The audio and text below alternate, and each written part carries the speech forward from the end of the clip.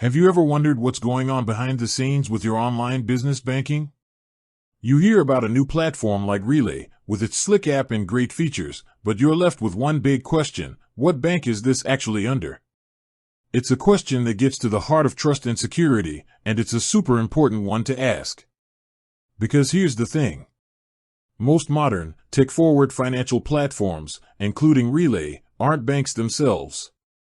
They're what's known as fintech companies, financial technology. Think of them as the front end, the brilliant user interface, the tools that make managing your money easy.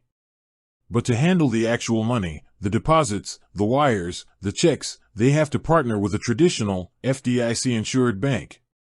This partnership is what gives you peace of mind and, most importantly, keeps your money safe.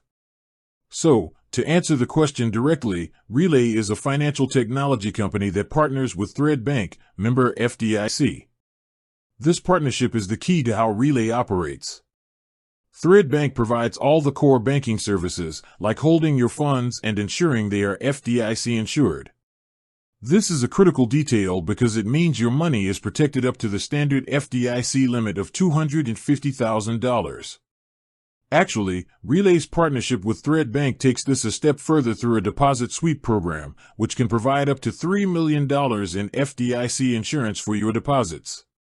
This model is becoming more and more common in the world of online business banking.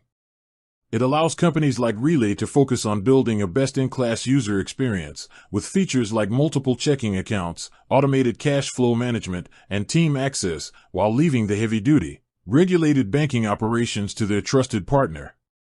So, while you're interacting with the Relay app, your funds are securely held at an FDIC-insured institution.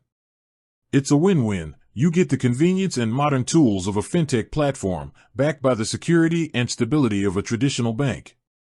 Understanding this distinction is key to making an informed decision about where you keep your business's money.